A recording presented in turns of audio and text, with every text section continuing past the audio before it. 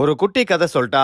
Niagara அருவி கிட்ட மிரள வைக்க மிட்டாய் கடை ஒண்ணு இருக்குன்னாங்க. அப்படி என்னையா நம்ம மிரள வைக்க போகுது அப்படின்னு போய் நான் பார்த்தேன். சிறிய கடைக்குள்ள சில பல காவி கண்டுகளும் மிட்டாய்களும் இருந்தது. அதுல குறிப்பா மீ மனிதன் மிட்டாய், வவ்வால் மனிதன் மிட்டாய், ஸ்கூபி டூபி டூ, இந்த மாதிரி குழந்தைகளை கவர நிறைய மிட்டாய்களும் காவி கண்டுகளும் இருந்துச்சு. அதுலயும் இந்த சகலகலா சக்கி, ஜெகஜால ஜேசன், எப்பா ஜேசா நீங்க எல்லாம் முகமுடி போட்டா தான் கொடூரம், நாங்கெல்லாம் போட்டாமே பயங்கரம் தெரியும்ல.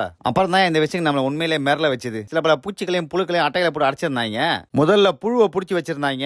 அப்புறம் சில சில்வண்டுகளை அட்டையில போட்டு அடைச்சு வச்சிருந்தாங்க. காவி கண்டுல பூச்சிகளை முக்கி வச்சிருந்தாங்க. இது என்ன பிரமாதம், ஸ்பெஷல் ஐட்டம் ஒன்று பாக்குறீங்களா? வழக்கமா நம்மள தேனத்தனை சுவைக்க சொல்லுவாங்க. ஆனா இந்த வாட்டி தேலை சுவைக்க சொல்றாங்கப்பா.